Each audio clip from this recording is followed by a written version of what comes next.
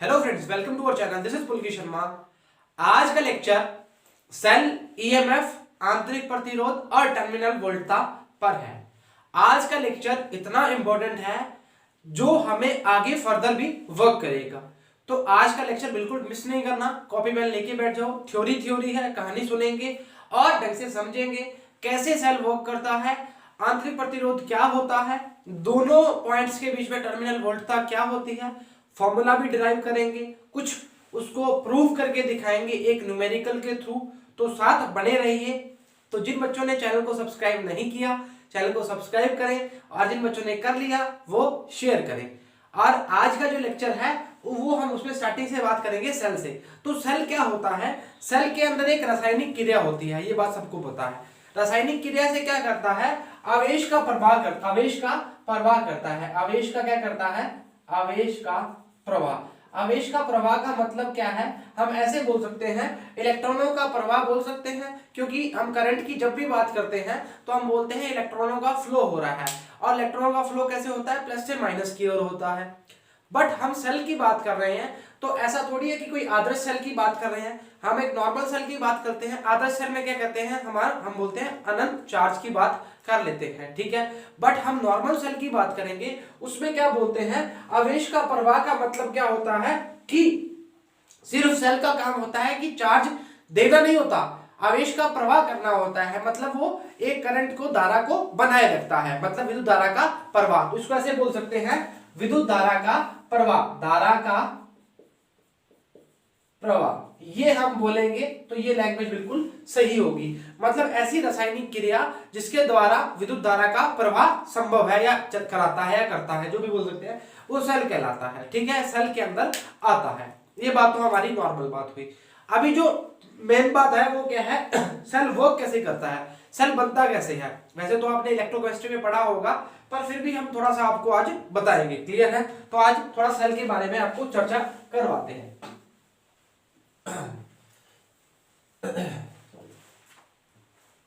आवाज थोड़ी ऊपर नीचे हो सकती है, आज जुकाम काफी लगा हुआ है।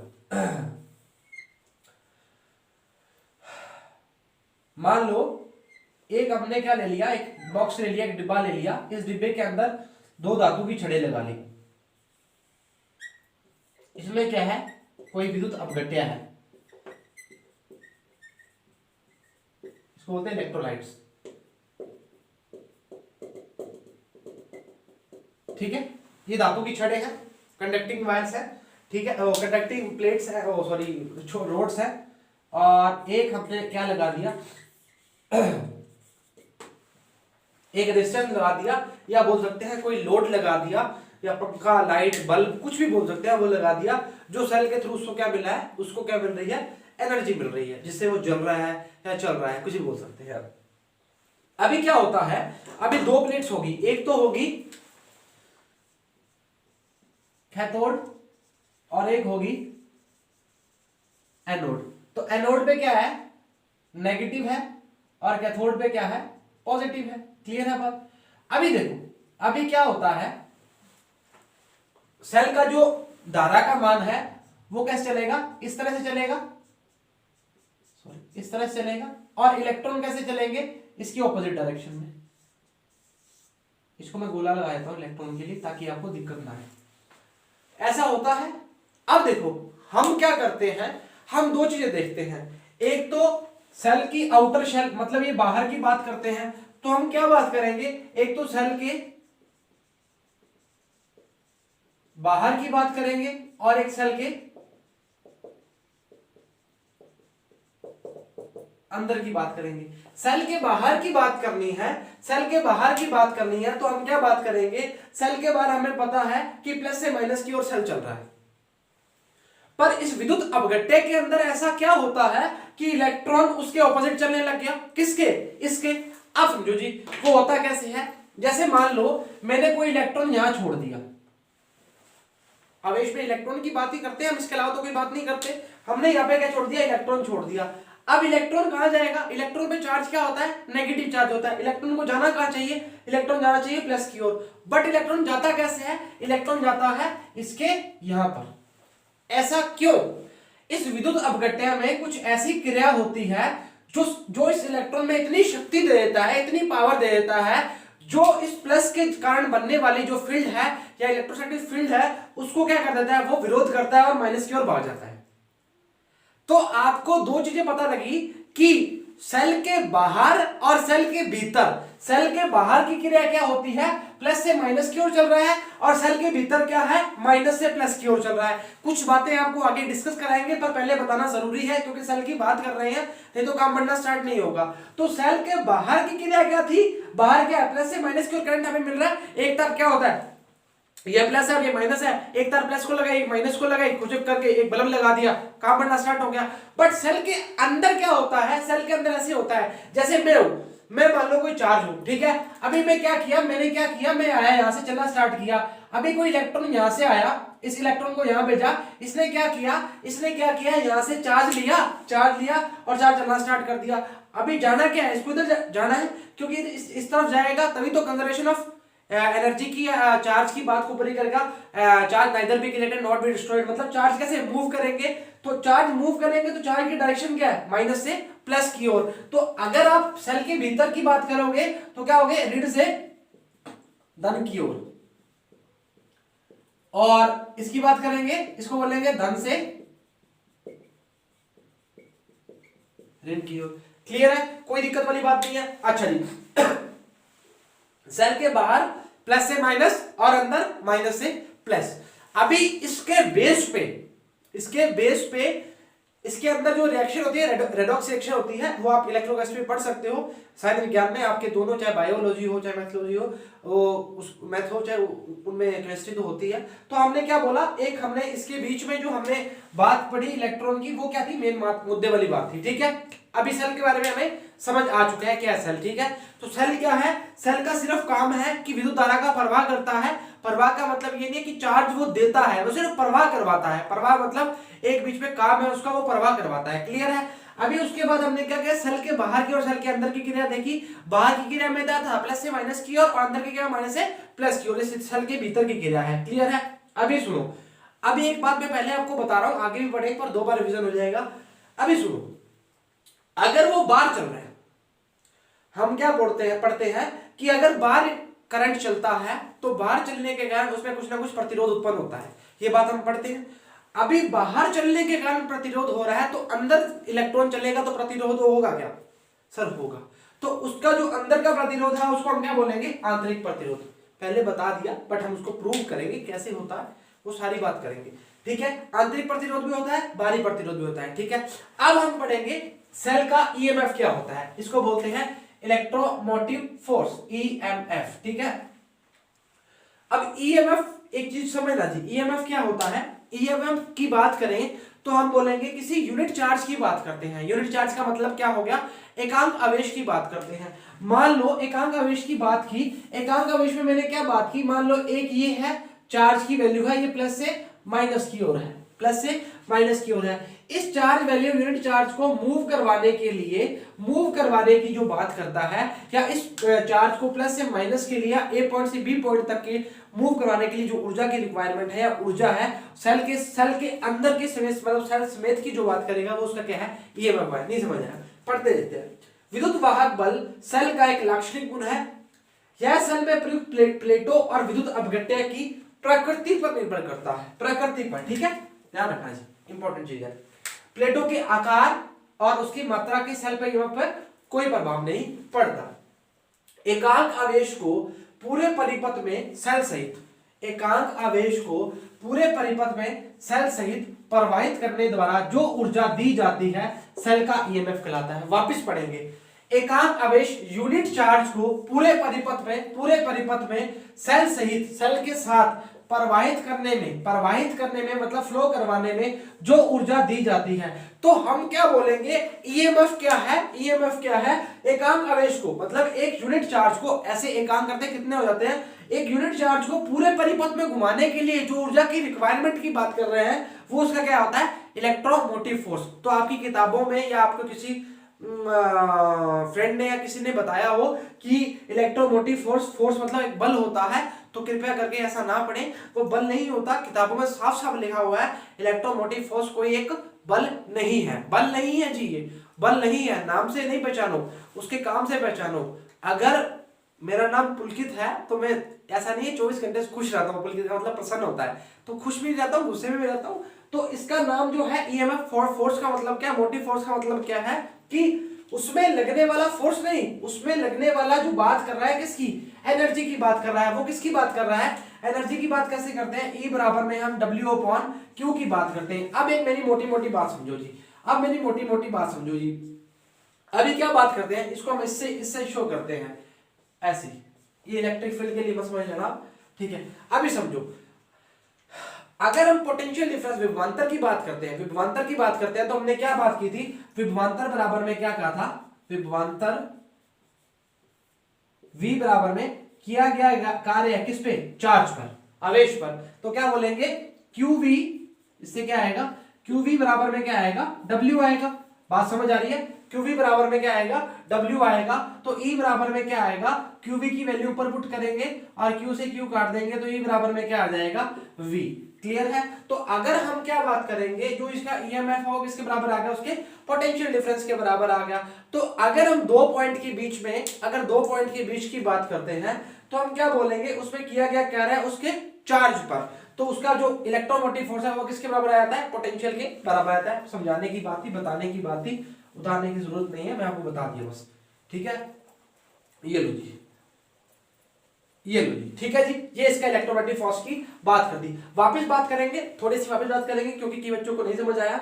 अगर सेल के, वापस सेल से स्टार्ट करते हैं, सेल के बाहर की बात करेंगे, सेल के बाहर की बात करेंगे, तो हम बोलेंगे बाहर के लिए क्या होता है, प्लस से माइनस की ओर, और अंदर की बात करेंगे तो कहेंगे माइनस से प्लस की ओर। इलेक्ट्रोमोटिव फोर्स क्या होता है, इलेक्ट्रोमोटिव फोर्स होता है किसी यूनिट चार्ज के लिए, यूनिट चार्ज के लिए पूरी परिपथ पे, पूरे परिपथ में जो सेल के लिए ऊर्जा क्या होती है, प्रवाहित करने के लिए जो सेल का, वो क्या कहलाता है, उसका ईएमएफ कहलाता है। अब मेरी बात सुनो जी, अब मैं क्या बोल रहा हूं कि इस पॉइंट से इस पॉइंट तक अगर हमने एनर्जी की रिक्वायरमेंट की बात कर रहे हैं, तो वो उसका क्या कहलाएगा, इलेक्ट्रोमोटिव फोर्स कहलाएगा। तो E equals to W/Q, E equals to W/Q, ये इसका वैल्यू होता है, ठीक है। अच्छा जी, अभी ये बात समझ आ गई, इलेक्ट्रोमोटिव फोर्स क्या होता है। उतारना चाहोगे, उतारना चाहोगे, इस पे अभी हम फॉर्मूला भी बनाएंगे, इस पे एक छोटा सा न्यूमेरिकल जिससे हम प्रूफ करवाएंगे वो भी बताएंगे, इसको मैं इरेज करना चाह रहा हूं। क्लियर है, अच्छा जी, क्लियर है।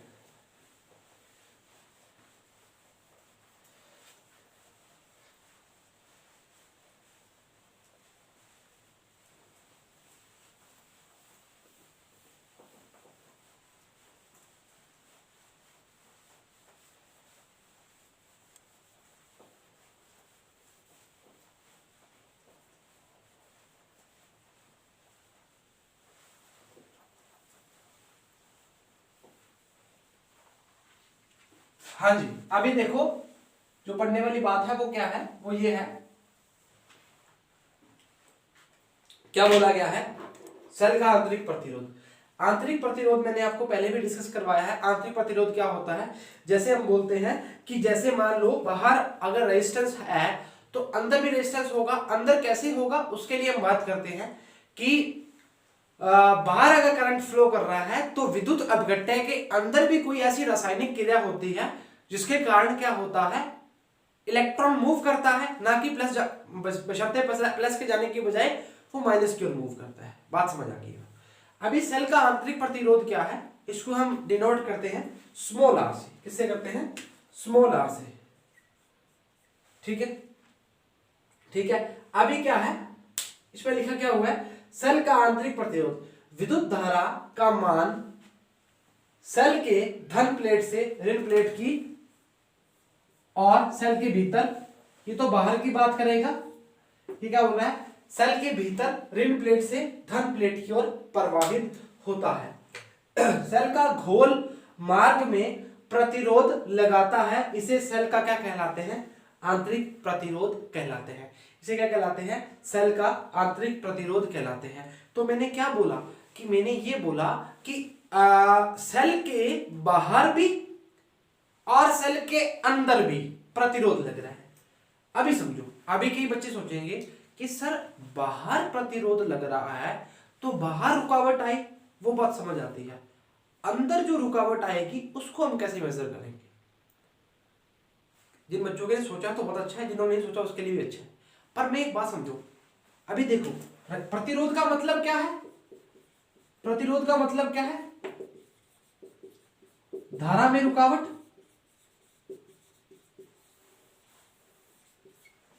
धारा में रुकावट, अभी धारा में रुकावट हो रही है।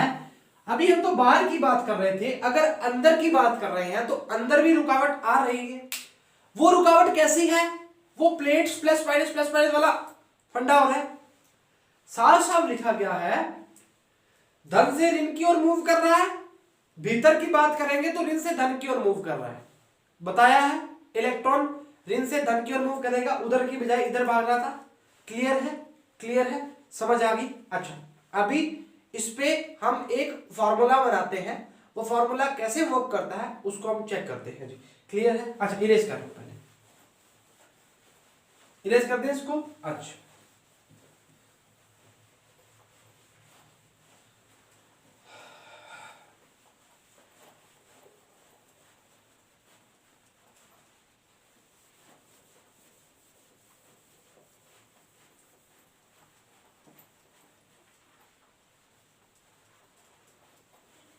ये आपने टर्मिनल वोल्टेज आपने पढ़ी हुई है, पर फिर भी मैं आपको एक बार बता देता हूं। पहले फॉर्मूला हमने डिराइव कर लेते हैं। उसमें क्या आएगा? उसमें ये लिखा होगा टर्मिनल वोल्टता, विभवांतर और आंतरिक प्रतिरोध के अंदर संबंध। क्लियर है?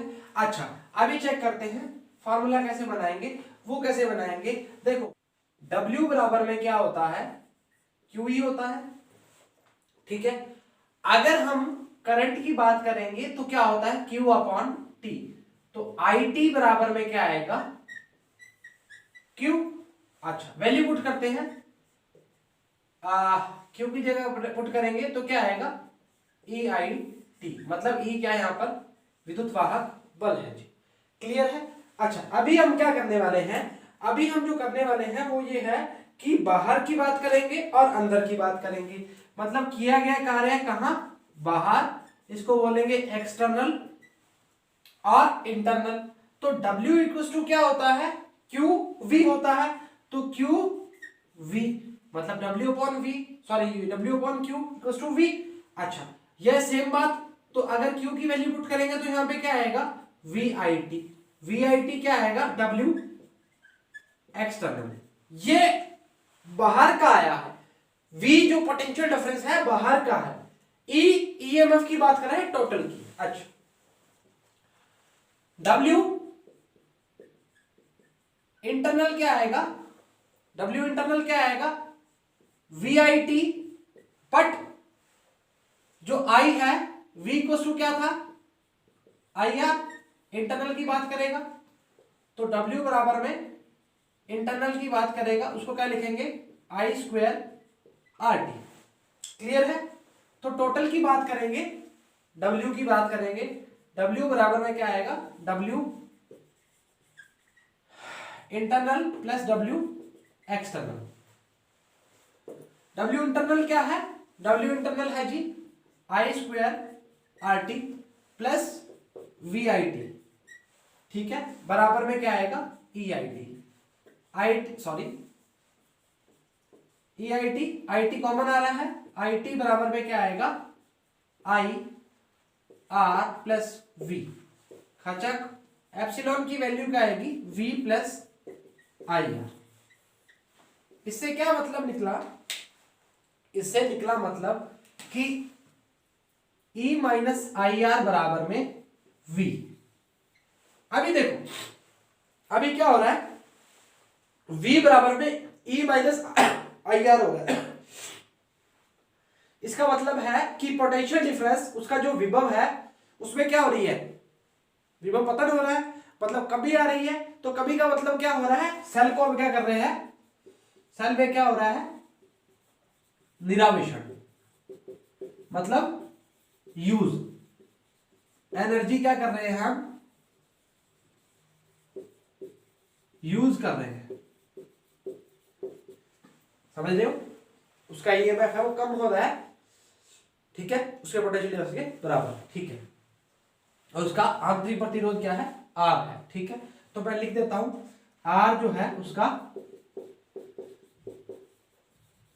आंतरिक प्रतिरोध है। क्लियर है? अच्छा E minus I R equal to V आ गया। अगर E प्लस आई आर हो जाएगा तो मतलब पोटेंशियल डिफरेंस बढ़ रहा है, तो बढ़ने का मतलब क्या होगा, वो उसको आवेशित कर रहे हैं, सेल को क्या कर रहे हैं, आवेशित कर रहे हैं। क्लियर है? अच्छा उतारना चाहोगे, उतारो जी। एक बार वापस समझा देते हैं। W equal to Q E की बात कर रहे हैं, ईएफ की बात कर रहे हैं, आई बराबर क्यू अपॉन टी होता है, आई टी बराबर में क्यू हो गया, तो डब्ल्यू बराबर में ई आई टी आ गया, ई आई टी। ठीक है। एक्सटर्नल की बात करेंगे, जब बाहर की बात कर रहे हैं, दो चीजों की बात करते हैं, एक्सटर्नल और इंटरनल की बात करते हैं। डब्ल्यू बराबर में क्यू वी होता है, डब्ल्यू अपॉन क्यू बराबर में वी होता है, पोटेंशियल डिफरेंस की बात करते हैं। तो वी आई टी बराबर आ गया W internal V I T, V equal to I R, I square R T. उसके बाद क्या किया, एलसीएम तो सॉरी कॉमन ही तो लिया है और काटा है। पोटेंशियल ईएमएफ है ये उसकी धारा है, ये उसका आंतरिक प्रतिरोध है, वो उसका विभवांतर है। क्लियर है? इरेज कर दे। अच्छा अभी हम चेक करेंगे, ये समझ आ गया ना, ई माइनस आई आर।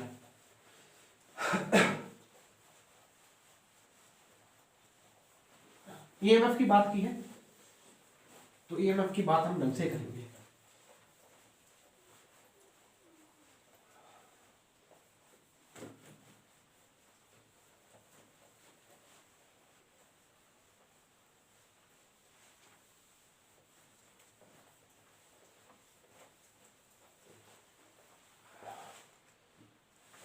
समझना जी, ढंग से समझना जी, बहुत इंपॉर्टेंट चीज है। क्लियर है? स्टार्ट करें। अच्छा जी, अब मेरे पास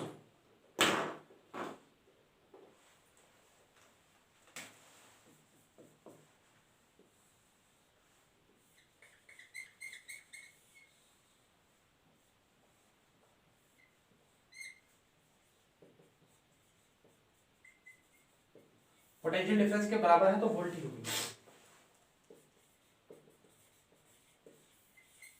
कोई दिक्कत वाली बात नहीं है, कोई परेशानी वाली बात नहीं होनी चाहिए।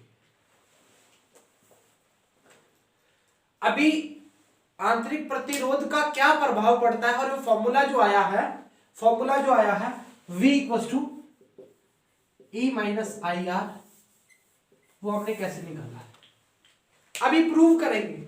अभी हम जब बैटरी लेके आते हैं या कोई सेल लेके आते हैं, उस पे लिखा होता है फलाना फलाना वोल्ट, जितना भी 1.2 1.5 जितना भी लिखा होता है, क्या उतना हमें मिलता है? नहीं मिलता। अभी हम चेक करते हैं प्रॉब्लम क्या होती है, कैलकुलेशन चेक करते हैं पहले। अच्छा 12 V इक्वल टू क्या था, आई आर था, तो करंट की बात करेंगे 12/4, हाँ कितना आ जाएगा जी, 3 एम्पीयर। करंट कितना घूम रहा है, 3 एम्पीयर। ठीक है।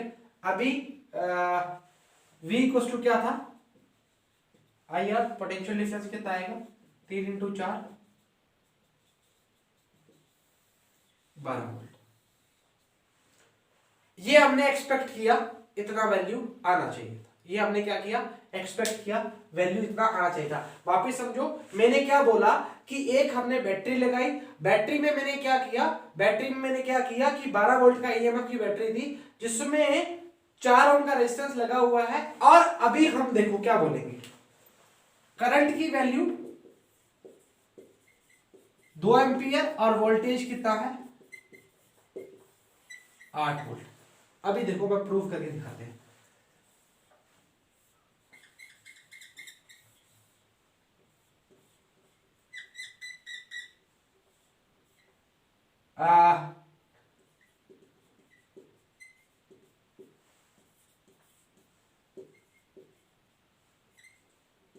सुनना जी, ये सेल के 2 सिरे हैं जी, मतलब इस सेल के अंदर की क्रिया है और इस सेल के बाहर की क्रिया ये वाली है। ठीक है।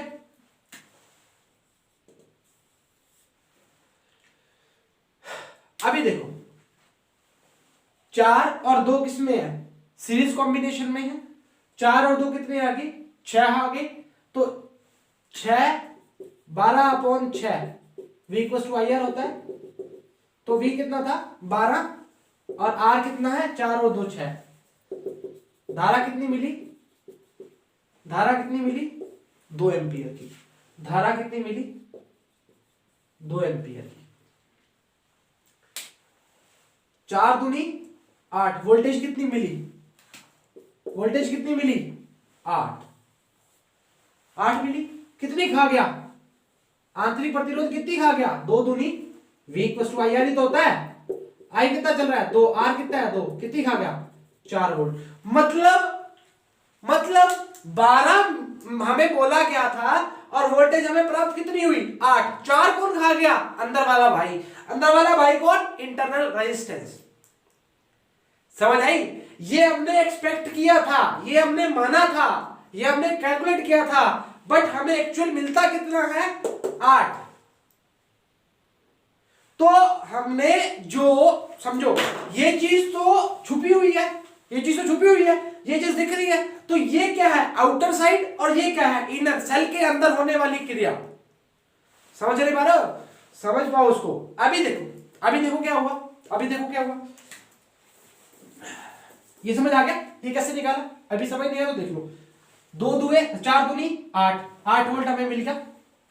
2 दुए 4, 8 और 4 कितने हो गए 12 हो गए। अभी देखो V कितना था, V कितना था मिला कितना 8 वोल्ट। दिया EMF कितना था 12 माइनस कितना करंट कितना चल रहा है 2, इंटरनल रेजिस्टेंस कितना है 2, कितना आ गया V E minus I 2 R 2। Proof समझो ना, अभी सेल यूज कर रहे हैं तभी तो माइनस हो रहा है। तो V क्या पोटेंशियल माइनस, क्लियर है। तो ये तरीका भी प्रूव करके दिखा दिया इस फॉर्मूले से आपको, मतलब इस न्यूमेरिकल से। कुछ परेशानी वाली बात होगी नहीं शायद मेरे हिसाब से, इरेज कर दूंगा है ना। ठीक है जी, चलो एक बार समझा देता हूं मैं जल्दी करते हैं। इसको बोल दो वापस 4 और 12 था, 4 3 12, 3 से धारा चला दी थी उसकी, पर एक्चुअली मिलता कितना है हमें 8 मिलता है। कैसे मिलता है, करंट जब 2 बह रहा है, क्योंकि V 4 और 2 इंटरनल रेजिस्टेंस कितना माना है 2 माना क्या है, तो 2 4 दूनी 6, 6 दूनी 12, 2 बह रहा है 4 दूनी 8, मिला कितना 8, था कितना 12, अंदर कितना आ गया 4। क्लियर है, कोई दिक्कत वाली बात नहीं। इरेज कर रहे हैं, फॉर्मूला भी ड्राइव कर दिया आपको।